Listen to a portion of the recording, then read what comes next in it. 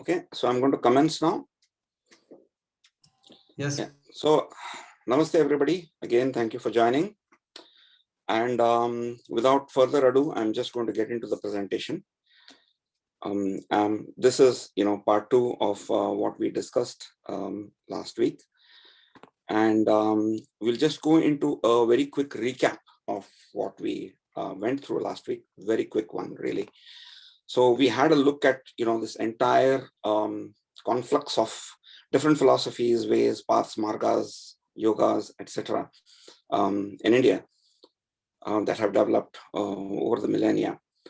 And we had a look at, the different kinds of logic in the world, and also touched upon the fact that in the Anglo-Saxon Protestant countries, or mostly the English-speaking countries and many countries in Europe, there's a predominance of this binary logic, which causes conflict, which draws a boundary, and it's always them versus us.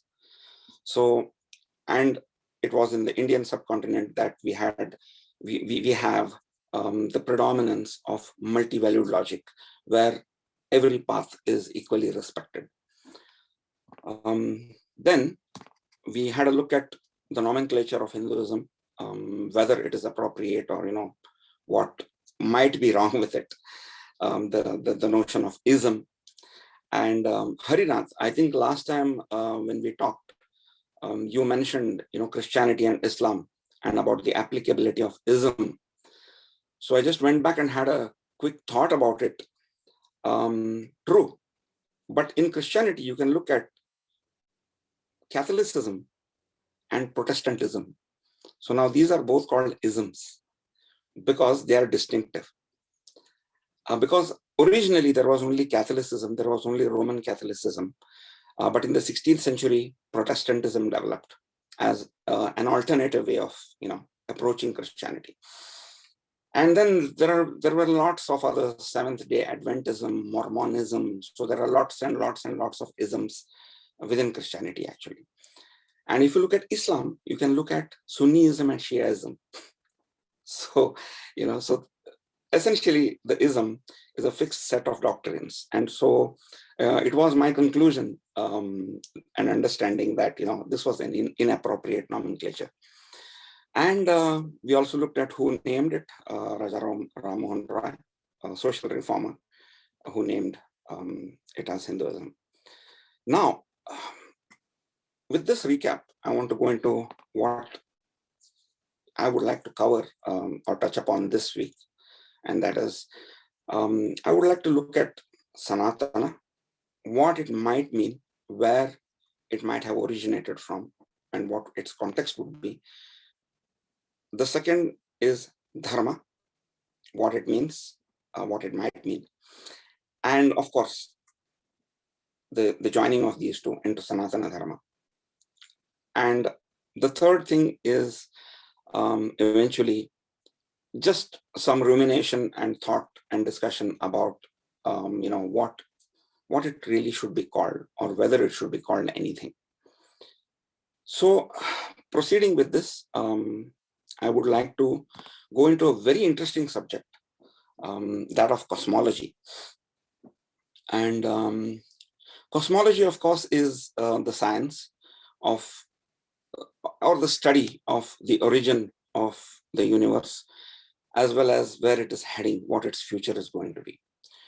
So cosmogony is I think the origin, it focuses on the origin. But essentially in cosmology, we are looking at where did this universe come from and where is it headed towards. So in modern science, of course, we have the Big Bang theory, which is the most widely accepted, where there was an explosion and the universe is in a state of constant expansion, really. So, but by the laws of physics, there should be a point at which there should be a contraction. Now that's about the physical part. Then in Christian cosmology, we have God, let there be light, and there was light, and let there be this, whatever God created earth within so many number of days. And So that cosmology is again, point A, point B. There is one creation, one destruction. It's linear. And that's it. Once there is a destruction and justice is done, after the resurrection, there will be nothing. That's how it is. Looking at our cosmology, in India, we have a few different versions of the cosmology, but the one that I'm focusing on and the one which I found very interesting was the one which is found in the Vishnu Puran. So I'm going to go into that. This is an animated form that I have presented here. So please do focus on whatever appears, and I will, keep talking about that. So in this cosmology, in our cosmology, there is a creation from a bindu. So there is an outward explosion, and there is a cosmic egg which is called the Hiranyagarbha, and then from there, the sun, the moon, the universe, whatever it is, everything begins to emerge. So once this creation happens, there is a long duration. And this long duration is known as a Mahamanavantara. And this Mahamanavantara, which is also known as the life of Brahma. And there is an interesting, this is a very interesting context why it is called the life of Brahma. Or it is also known as 100 years of Brahma.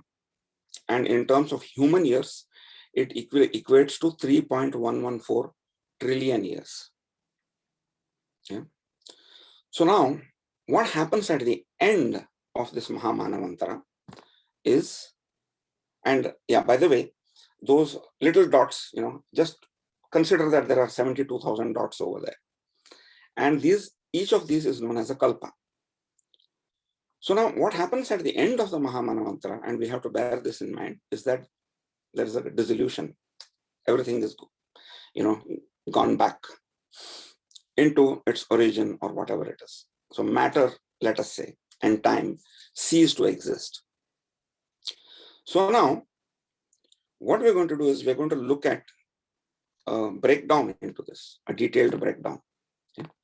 So now, if I take one kalpa out of these 72,000 kalpas, so essentially what happens in these kalpas is that one of the kalpas is called a day of Brahma, and the second kalpa is called the night of Brahma. Okay? So each of these kalpas, there is a creation and there is a destruction. There's a creation and a dissolution, a creation and a dissolution. So cycle within, there are so many cycles within that Mahamanavantara. So if you're looking at one kalpa, which is called one Brahma day, it lasts 4.32 billion years. Yeah. And within this kalpa, there are what are known as 14 Manvantaras and 15 Sandhikals. Now, I found this very interesting, really, because it can only remind you of one aspect, and that is evolution. Because what happens here in this is, a Manavantara is a duration where there is an appearance of the human being. And then there is a disappearance. So basically, during a kalpa, according to our cosmology in the Vishnu Puran, is that man appears 14 times and disappears 14 times. So now, if we look at each of a Mahamanavantara, a Manavantara, okay? So what I'm going to do is I'm going to take, like we have 14 Manavantaras inside a kalpa, and now I'm going to go down into each Manavantara to look at it. So in this Manavantara, of a duration of 306.72 million years. So we are saying that in 306.72 million years, okay, man appears and disappears. Yeah. So now there is also this very interesting notion about the Sandhikal. So a Sandhikal is of a duration of 1.728 million years.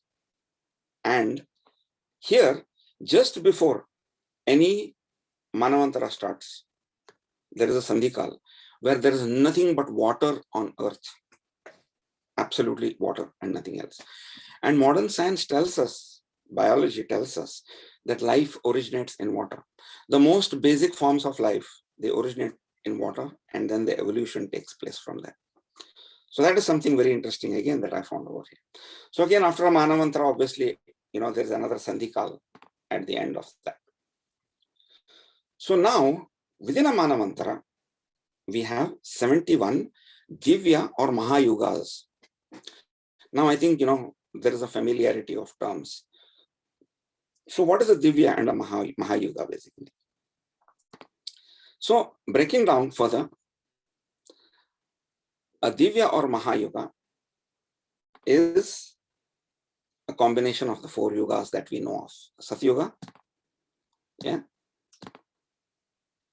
which is of a duration 1.728 million years. The Treta Yuga, which is 1.296 million years. Dwapar Yuga, which should be 0.864 million years. And Kali Yuga, which should be 0.432 million years. So Kali Yuga is, currently we regard that we are in this Kali Yuga of this Kalpa, of this Divya Yuga. So this is essentially the entire cycle of creation. So sometimes when I look at this, I just think about in each yuga or in each Mahayuga, the number of times Vishnu incarnates. And then I've actually tried to multiply it to look at what happens in the entire Mahabharata. It's a mind-boggling figure. But anyway, proceeding with this, what I'm now going to do is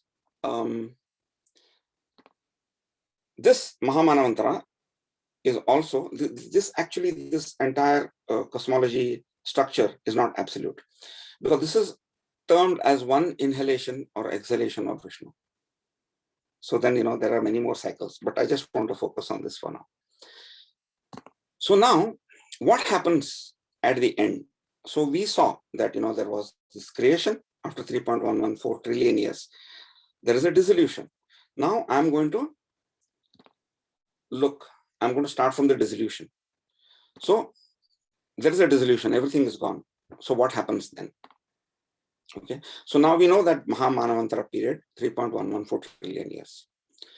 So what the Vishnu Puran says is that for the next 3.114 trillion years, everything is absorbed back into its origin or into Brahman. And there is no existence basically of matter and life as we know it. And that is known as the death of Brahma. Okay. So now here, the interesting thing is, as I said earlier, the context of Brahma and the appearance of man.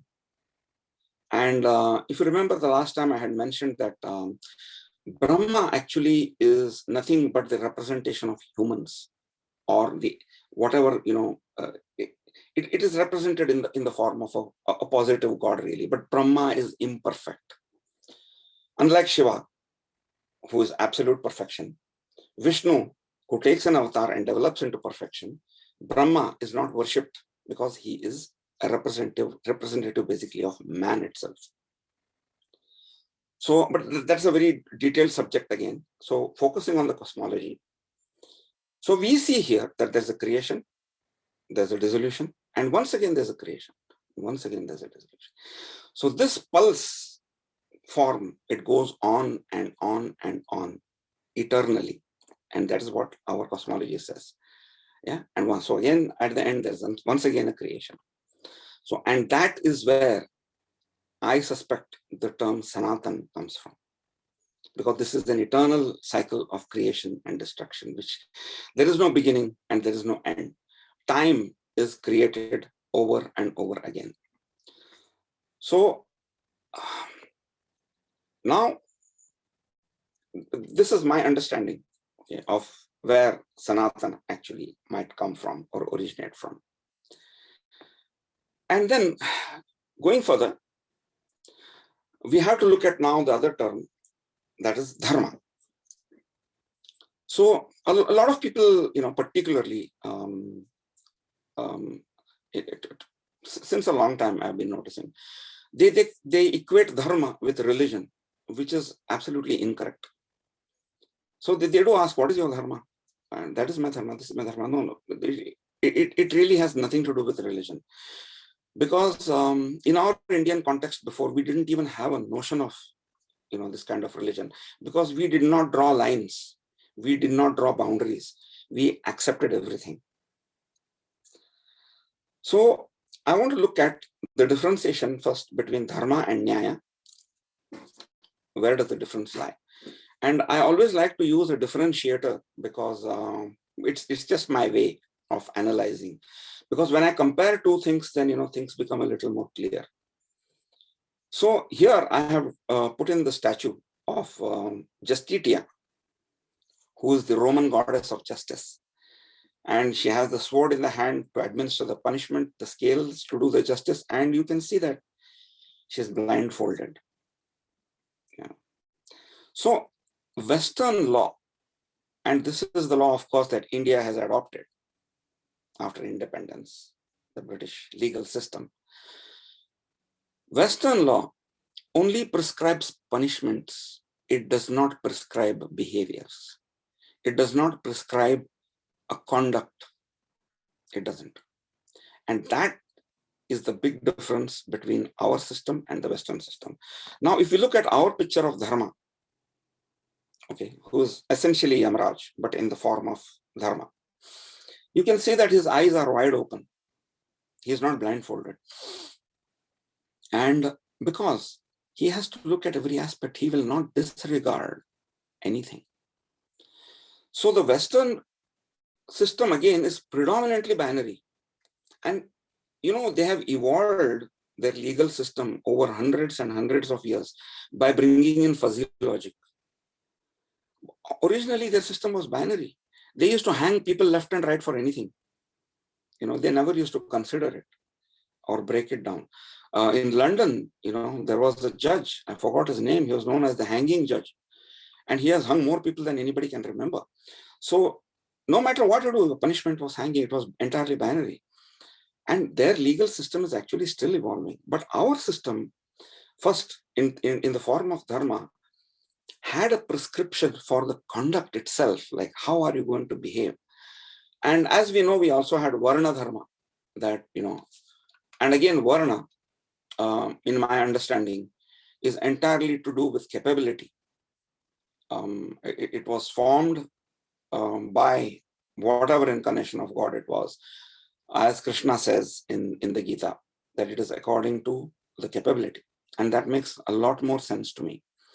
But anyway, coming back to the notion of, Dharma.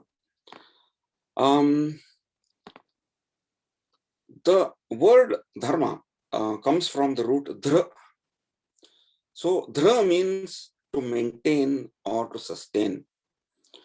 Now, what are we talking about sustaining or maintaining? We are talking not just about the administration of punishments as we have in the Western judicial system.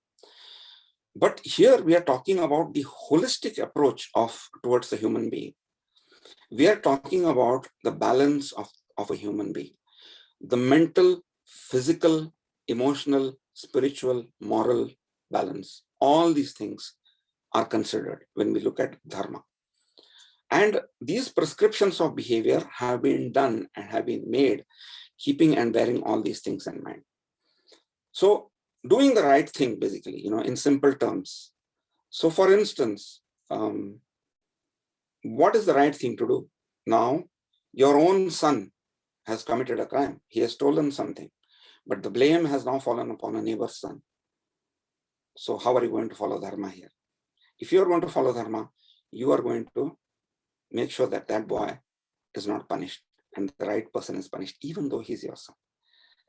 So Dharma also looks at a social context in terms of justice from within a behavior towards the entire global society or the society that is surrounding you. So that is the charm about what we have in Dharma. And the second most critical or important element of dharma would be the aspect of prakriti anusar, that is, being in accordance with nature. Now, whenever we talk about nature, it is not merely external nature. It is not merely about, the sun, the moon, the stars, and the cosmos, but it is also the internal cosmos that we have, that is our own selves. We are also part of nature. And as I'm sure, you know that we are full of cycles within us, the circadian rhythms that go on inside our bodies. So all these bioclocks, the biomechanisms are everything. Brain works in a wave motion, everything is cyclic. So, and we are influenced by the entire environment. So that is being in accordance with nature. Now, the other aspect of looking at it, or a perspective of looking at it, would be, I like to use this context of an invitation to a dinner. Let us say you have invited some 10 people to your home for dinner from your office, and they are from a variety of backgrounds. Some of them are from the north of India, some of them are from south, some of them are from the United States, some of them maybe from Japan. Who knows? I mean, I'm just giving an idea. So let's say you're going to invite all these people to dinner. Now, you love to eat dal, rice, and potato curry. That's what you love. That's your favorite dish of all time. I'm just cooking it up. So now, when you invite all these people, are you going to just prepare that and keep it in front of everybody and say, eat? You're not going to do that. But why are you not going to do that?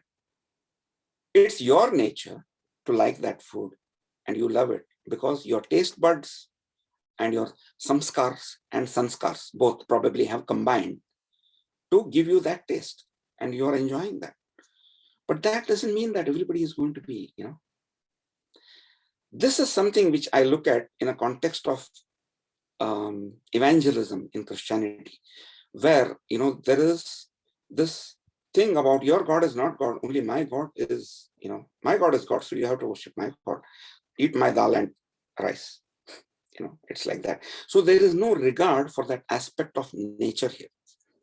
So what you are going to do is, you are going to put in vegetarian food, non-vegetarian food, you're going to put in different kinds of drinks, different kinds of vegetables, because your ultimate aim is the satisfaction of your guests. That is it's not about what they eat, it's about what they feel that is important. So when we talk about dharma, we have to take these aspects into consideration. And this is also one of the primary reasons as to why there is so much acceptance in India about everything. See, last time we looked at this map of Europe where we have so many different countries split up, but India still remains unified. Like, we have so many different states, so many different languages. The amount of diversity is enormous. And yet, I hate to use the word tolerance. You see, in the West, they use this word tolerance. You must have tolerance towards each other. It is very negative to me. It reminds me of tolerating somebody. No, it's not about that. I don't think we were tolerating each other. We were accepting that everybody has got a right to their own path. So that is why, we have all these different yogas, different philosophies. This is why Mirabai chose Viraha Bhakti, because she had a romantic transcendental link with Krishna. That was her nature, see, that was Prakriti, and so on. So let me just go back to previous slide. I might have missed something there. Yeah.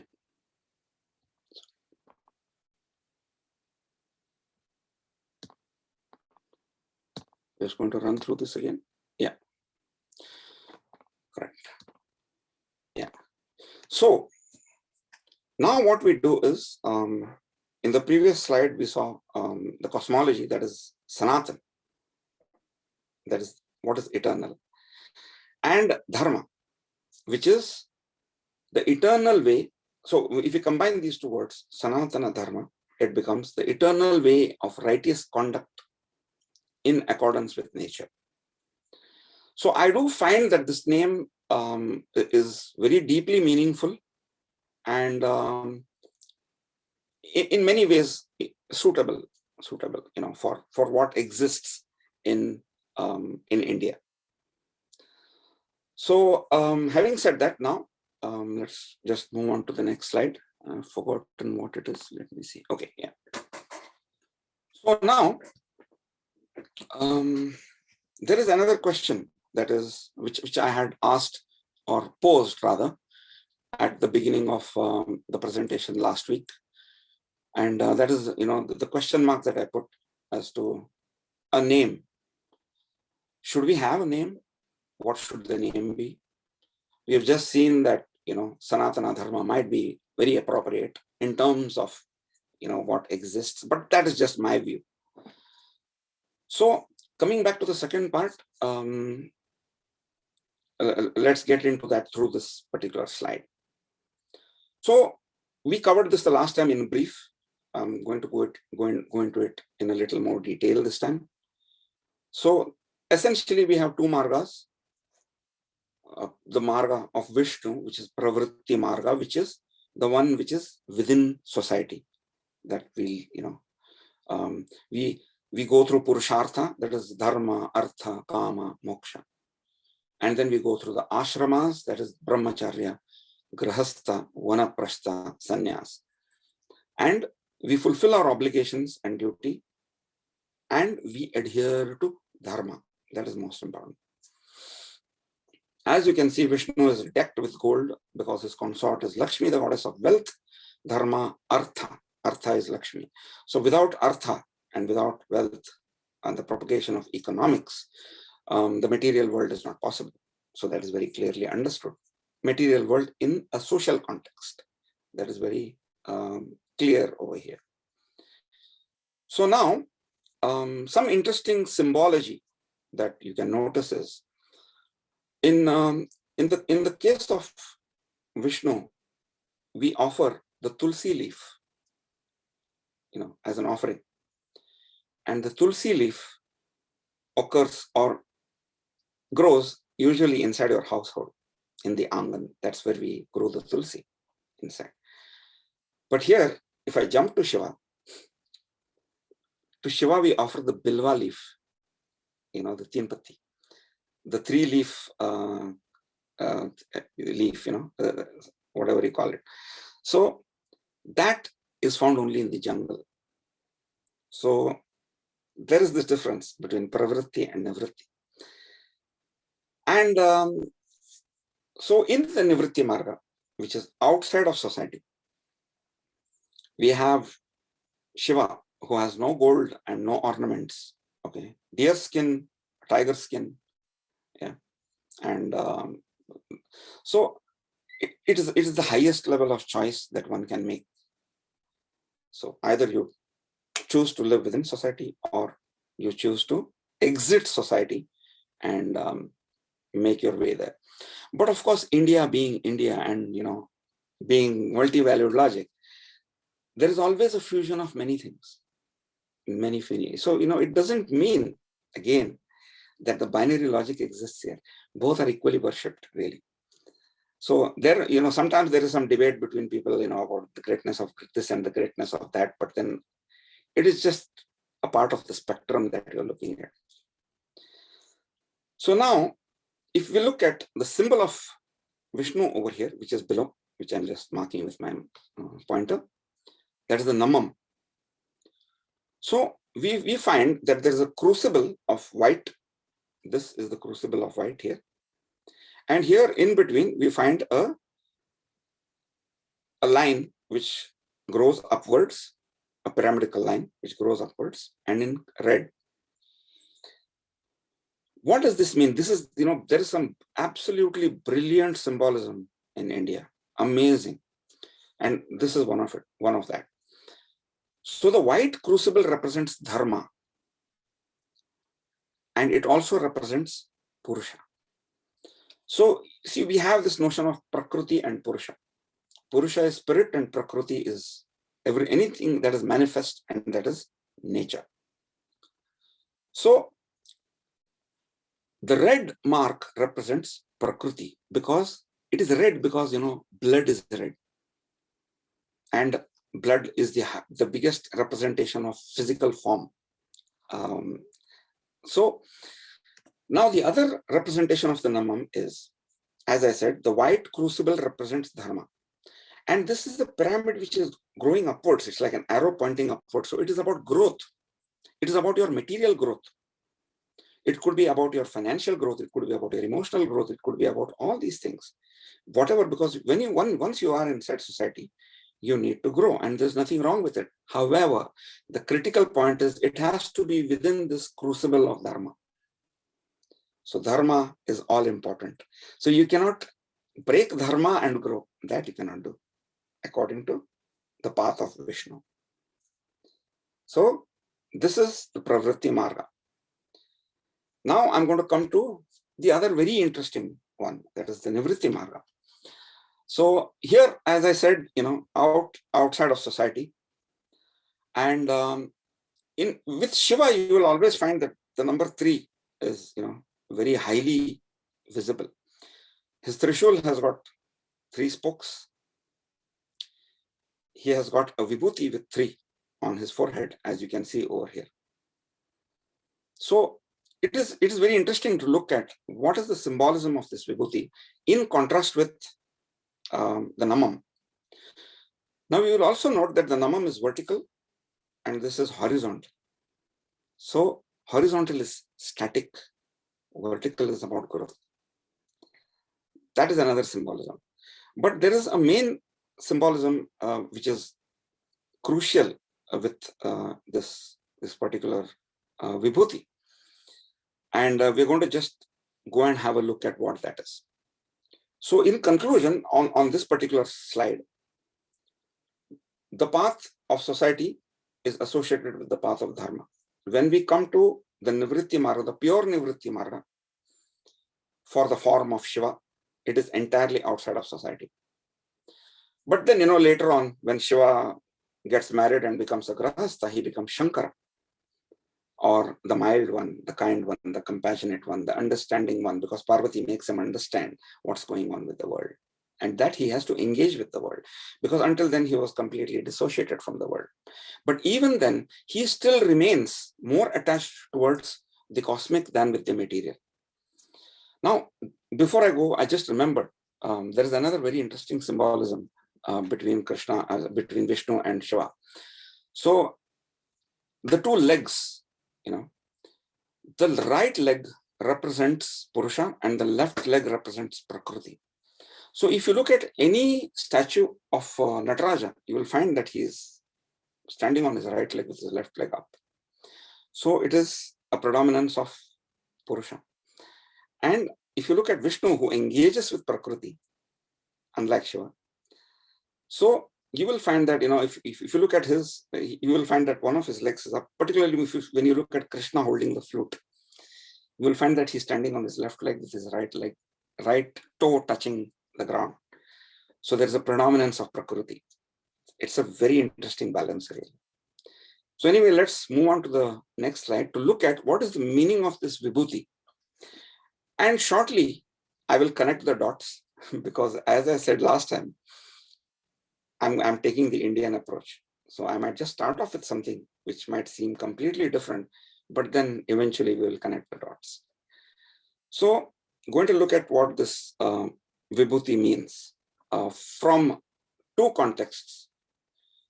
In our Indian thought, there are always the element of mythology. I mean, I don't like the term mythology, but there is no other term to use really.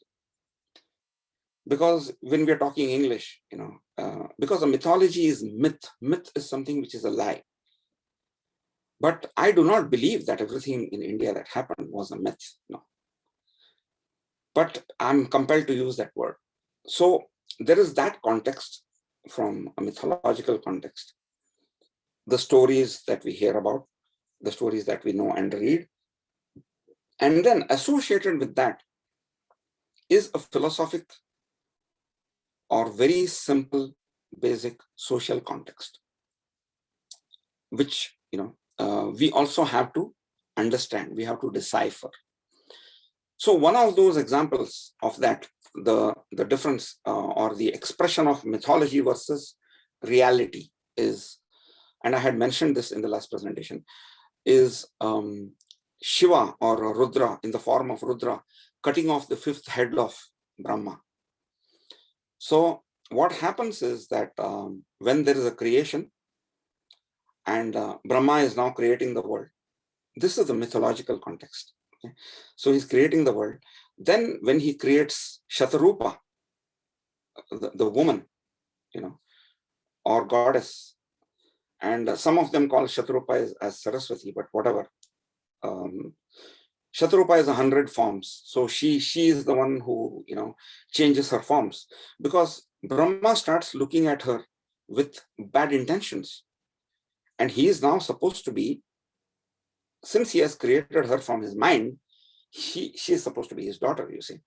But he's looking at her with bad intentions. And so when she moves to his left, he sprouts ahead on the left. When she moves behind, he sprouts ahead here. If he moves to the right, he sprouts ahead here. When she jumps up, he sprouts ahead on the top. And that is when Shiva appears and he screams and he chops off that head. And then Brahma is given the Vedas in his hands and told to recite them through his four mouths to learn Dharma. This is the mythological context. Now, if you look at it from a very simple social or practical context, it is merely about man exploiting nature. And I think that is something that we are actually observing today. That is my personal opinion. It is a complete exploitation of nature, because Shatarupa is the representative of nature. And Brahma is now obsessively, and Brahma, as I said earlier, when we look at the Vishnu Purana cosmology, Brahma represents man and the leaders among men, because basically most of the people, Yatha Raja Tatha Praja, we follow the leaders. So there are instances where, there is a term that we also find, Prajapati, or the leader of the masses. So Daksha, for example, was Prajapati. And Daksha is the father-in-law of Shiva, and he chops his head off too, you see. So anyway, I'm just talking about this context between the mythology and then the certain meaning behind it. So bearing that in mind, I'm going to go into this Vibhuti and look at both the mythology as well as the actual context as to what it might be. So we have, I think what I did was I probably interchanged some slides. So what I'm going to do is I'm just going to ignore this. I'm going to go into this, and then we can probably come back to it later. So I'm going to go into the Vibhuti and see what it is. So it's really very interesting. So we have a form of Shiva, which is known as the Tripurantaka. And so this is the representation over here. I think there's a Tripurantaka temple somewhere in Tamil Nadu, if I'm not mistaken also. And so basically it's about the demon Tarakasura. And he has 3 children. And this is mythology again. This is the story. But we have to try and understand what is the real context behind it. So he has these 3 children called Trakaksha, Kamalaksha, and Vidyanmali. And these 3, there are those 3 planets that are shown in this picture over here, 1, 2, and 3. So these 3 asuras or demons have created these 3 worlds, and Shiva has to destroy them. And however, Shiva has one arrow. He has his bow, the Pinaka, and the arrow is Vishnu. So he waits millions of years for these 3 planets to come into an alignment. And when all three are aligned, that's when he fires the arrow. And that arrow goes through the planets and destroys them. And once they're reduced to ashes, that is when he puts the three fingers into it and puts it on his forehead. And that is the vibhuti of Tripurantaka. That is why he's called Tripurantaka, because he is the destroyer of the Tripura. Now, from a practical perspective, rather than a story of mythology like this, what does this mean? So here, we always find a context, particularly in any of these Indian thought forms, philosophies, upadeshas, etc. So here, Tarakaksha would be associated with aham, that is ego. It's all about me. And Kamalaksha would be associated with mama, which is, this is mine. This is my house. This is my child. This is my city. This is my car. A sense of possession or a sense of ownership. The third one would be Namama, which is, this is not mine. So these are two different interesting elements, and I'll try to explain what they are as I understand them. So when we say Namama, it is not mine. That's not my child. That's not my house. I don't have to bother about it. So basically, it's about drawing boundaries. It's about drawing lines. So for example, you're passing by the road and you see a child there who is hurt, injured, and hungry. What are you going to do? Oh, that's not my child. You are indulging in Nama. So, or you want to do something which is unfair to project your child, or whatever it is.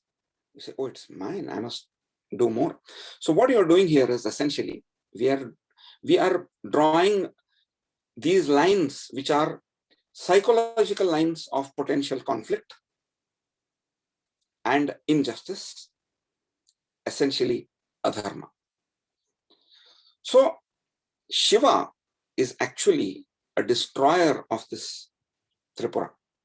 He is the destroyer of all these three elements, because just imagine a world where there is no ego, just nobody has an ego. Nobody has this sense of, oh, this is mine.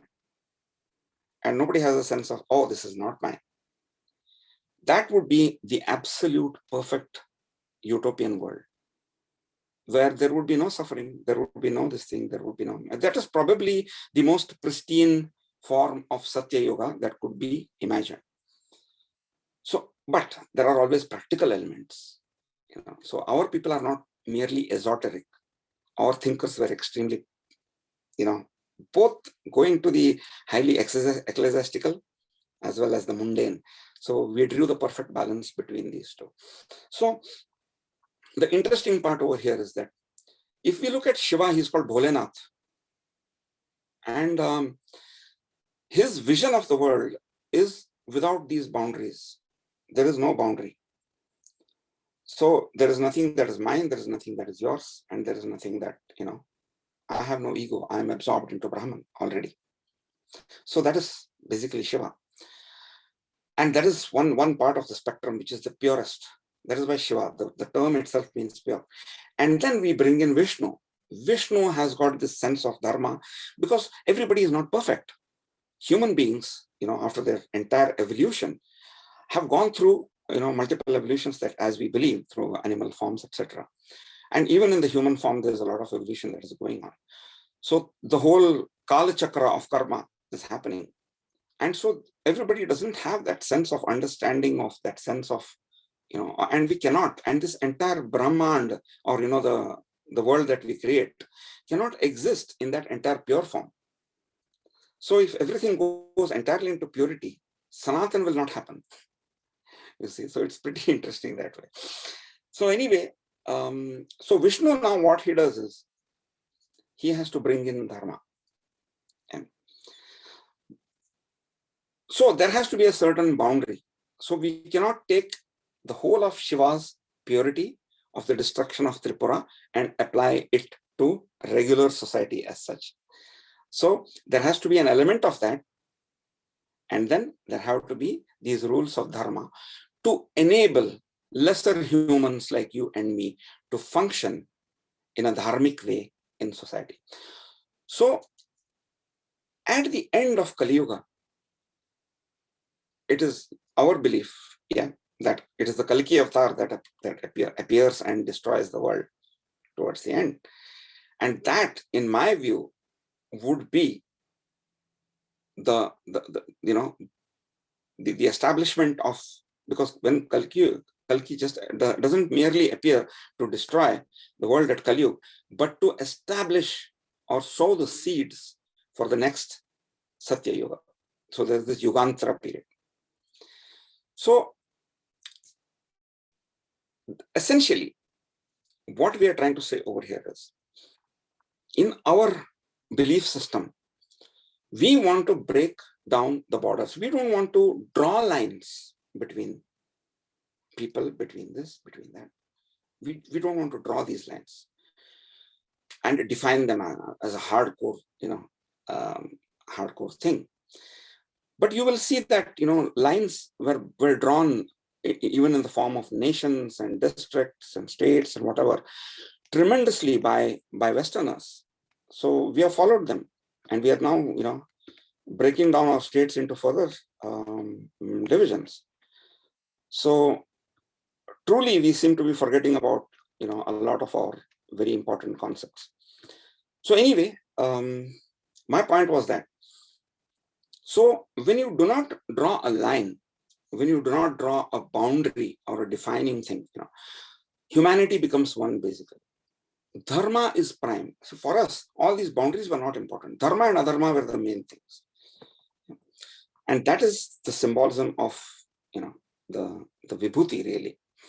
So the establishment of a society where there is an inclination towards perfection, the perfection of Shiva, which is established by Vishnu. So that's why, last time I had this question mark, because we never had a name for this before. And it wasn't even referred to as Sanatana Dharma all the time. As I said, it was referred to as Sanatana Dharma in a few of these, in just some places. So this is just an open question as to what you want to call it. And of course, today we are compelled to call it Hinduism. But, the idea of this entire presentation was to just provoke thought, as I said, and to get all of us probably thinking. And it helps me in doing this because, they say the best form of learning is to speak about something. So essentially, that's what I wanted to cover. And, we have this very famous shloka.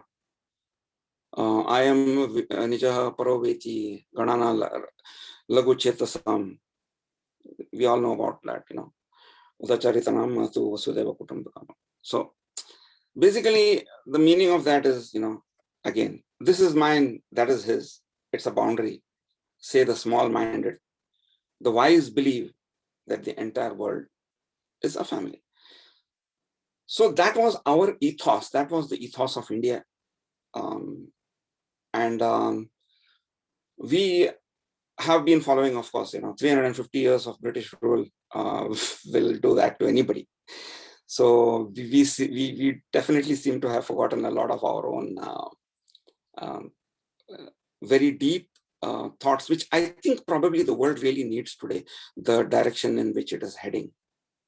So once again, it's just food for thought. And I think we just have a few more minutes. I'll just quickly look at, one slide here. And then I'll go back to that particular slide, which I misplaced, because that's a very interesting slide. It's a slide about dharma. And we can have a quick look at that before we conclude and open the session for questions. So, as when we look at, for example, binary logic predominance in Western society, we have seen that Western society has been predominated by conflict. So right from the European days, the Celts fighting the Saxons, the Vikings, the Romans, the Visigoths, the Goths, the Vandals, the Hannibal Wars, and it's been war all the time. And it has not been war for principle, it has been war for power, it has been war for territory, it has been war for wealth. So there haven't been noble wars. And even if you look at the one war which was different, and if you look at the Helen of Troy, the phase that launched 1,000 ships in Greece, it was a war for beauty, for a woman. So it was not anything about a principle. So if you look at the number of wars that America has fought, they have almost been involved in 134 wars since their independence, and they've initiated many of these.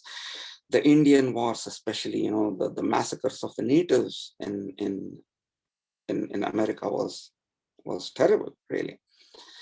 And the wars of Mexico, Guatemala, Panama, there's a whole list of that.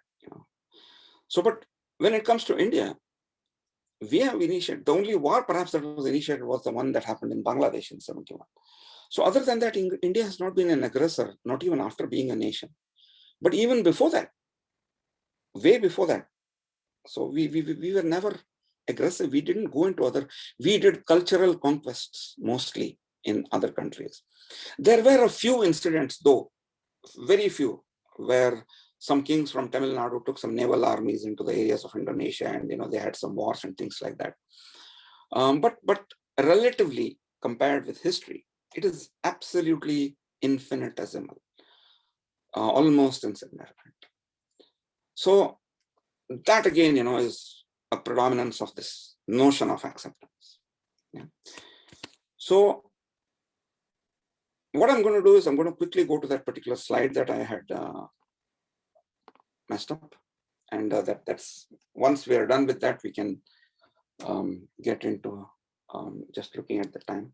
We do have a few more minutes. Sorry. So, so to conclude that part, my thing was that we don't need any differences really, and we need to look at or think about what our true philosophy or Indian philosophies truly have to offer. And I think we will find a lot of answers there. So having said that, I'm just going to quickly get into this slide, and then we can open the session for questions. Yeah. So this is, I'm jumping back to the part about dharma. So as we said that in Western society or Western law, basically, it's all about the prescription of a punishment for any crime committed. That's about it. So where do these notions come from? See, this is what cultural psychology is. So cultural psychology is essentially one of the greatest interculturalists in the world called it the software of the mind. So it is about how you think and how your thought evolves, and how eventually your thought leads to your behaviors. So here we have something called Apada Dharma in India, which is very unique, and that is, it means dharma in the time of a crisis. So I'm just going to relate a story over here, and this story was actually related in the Mahabharata by Bhishma to Arjuna while he lay on his bed of arrows, dying. And because Arjuna asks him several questions, and then he gave him a lot of gyan at that time. So this story is about, I'll come to that. So if I look at, again, coming back to the Western notion of nyaya, justice. So if you look at the 10 commandments, you just have something. One of the commandments is thou shalt not steal. That's it. So I'm going to keep this over here, and then I'm going to come to our story as a comparison. So our story is about Maharishi, Brahmarishi, Vishwamitra. And what happens here is there is a yugantar between Treta Yuga and Dwapar Yuga.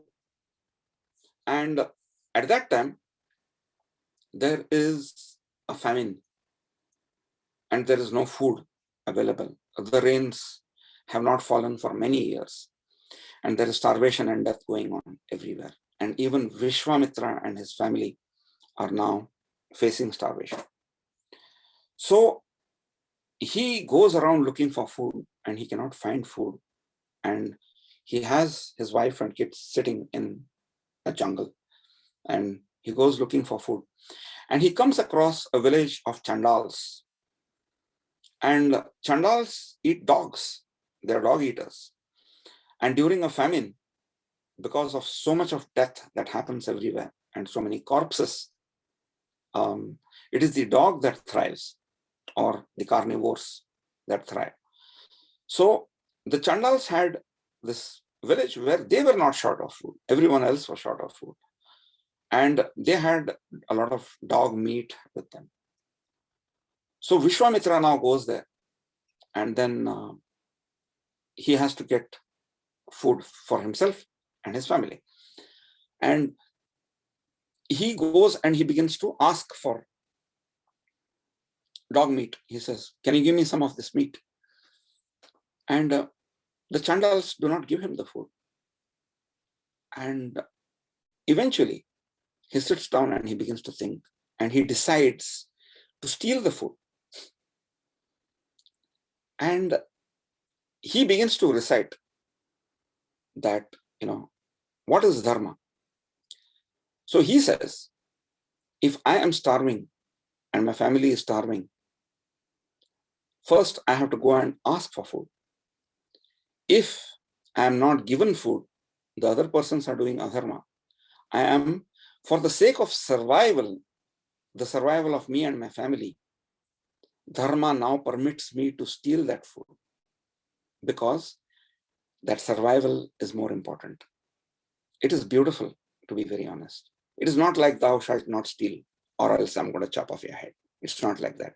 It is looking at every little nuance of humanity in a very beautiful way. So now, Vishwamitra then quotes, he says, in dharma, first I'm supposed to ask a person, a pious person, for this food. But if he does not give it to me, can I steal from him? If he has food and he is not giving it to me, I can steal from him. If not, I can steal from a person who is not pious. So like that, he categorizes, he justifies it through the path of them, because he himself wants to know whether he can go ahead and he can steal that food or not. And then eventually, the only adharmic part in this is you cannot steal food from a person who has only that food left. Or if you steal from him, his family or he will starve. That you cannot steal. What can be more beautiful than that? So anyway, he goes to steal this food, and then that Chandal wakes up. And there's a long conversation between Vishwamitra and that Chandal. And the Chandal says, no, you're not supposed to. You're supposed to be Vishwamitra. You're supposed to be. And Vishwamitra again explains to him all that. And eventually, he takes that dog meat and he comes to his family. And now this is the greatness of Vishwamitra. So what he does is, before he offers the food before he consumes the food, he first takes it to his family. But even before he can offer it to them, he says, no, I have to perform a yajna first. And I have to offer this to the gods to thank them for giving me this food. That is his spiritual greatness. Even in a moment of such dire crisis, he is thinking about thanking, the Almighty. And he conducts this small yajna there. And the moment he begins doing that yajna, it starts raining. And I mean, that's the story. It starts raining, and there is an end to the famine, essentially. So this slide was just there to explain a little more about dharma and what it truly means, because without the absolute element of humanity embedded inside it, a law is just that, it's something which is written in the books. And that is why we also have the letter of the law and the spirit of the law. So yeah, so with that, I think I would like to conclude for this week. And Harinath, floor is yours. Can I open it for questions and discussions? Thank you very much, Hemant, for this beautiful session. So now please, anyone from the audience, if you have any questions, please come forward. Questions or comments, both are welcome.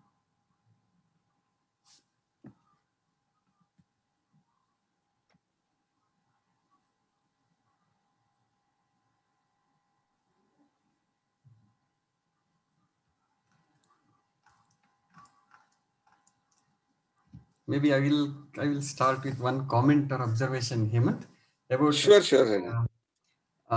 Vishnu associated with the material world, with the dharma being the primary guideline, and Shiva being associated with the nivritti.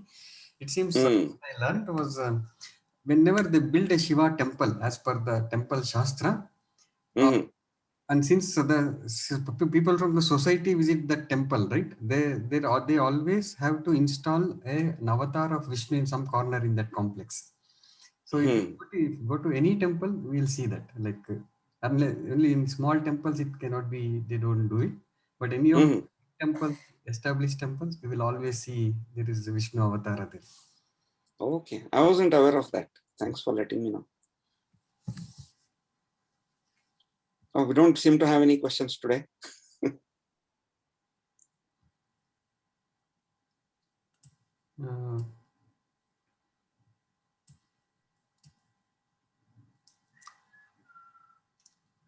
Okay, will anyone? Yeah, just one comment, not a question. Sure. In that Tripura Antaka's slide, right? You showed aham, mama, and na mama. Yeah. Okay. That was a little surprising to me, because the na mama. Okay. Normally, when we do homas, right?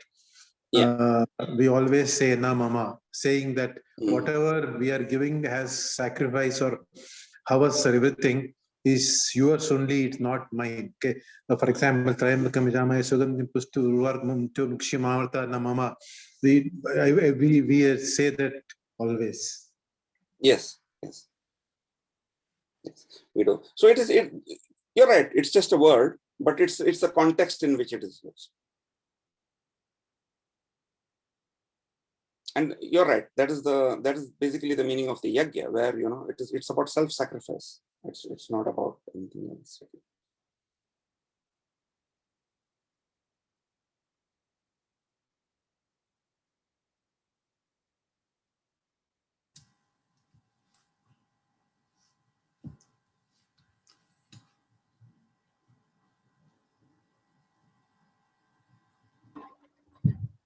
Okay, Vijay Kumar. Yeah. You mentioned that dharma means acceptance. Slowly, gradually, you have to accept the changes that are occurring around.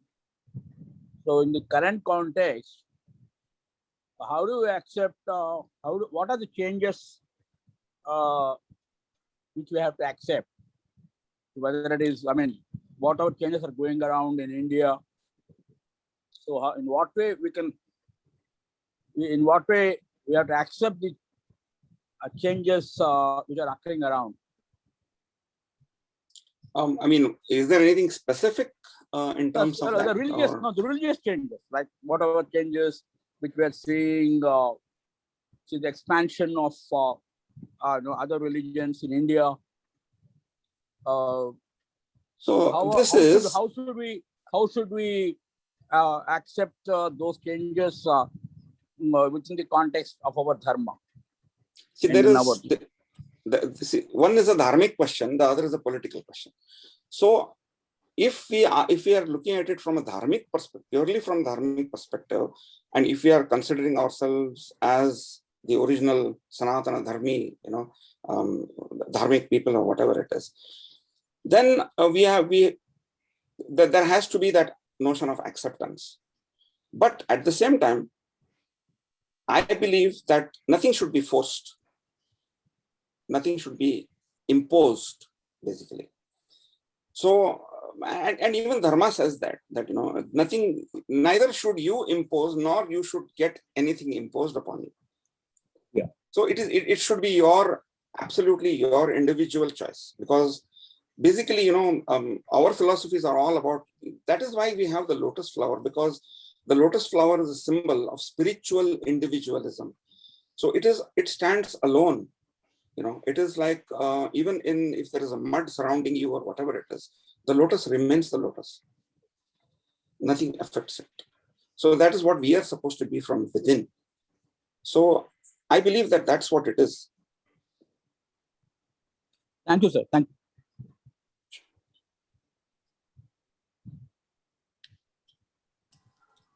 Okay, so if there are no other questions, shall we end the session? Yeah, sure. Okay, let's end the session. Thank you very much, Hemant. Thank you everybody for attending. Namaste. Yeah. Thank you, Harinath. The session with the Shanti mantra. Nagi, would you please volunteer today? Yeah, just a second. Yes, please. Thank you. Yeah. Okay.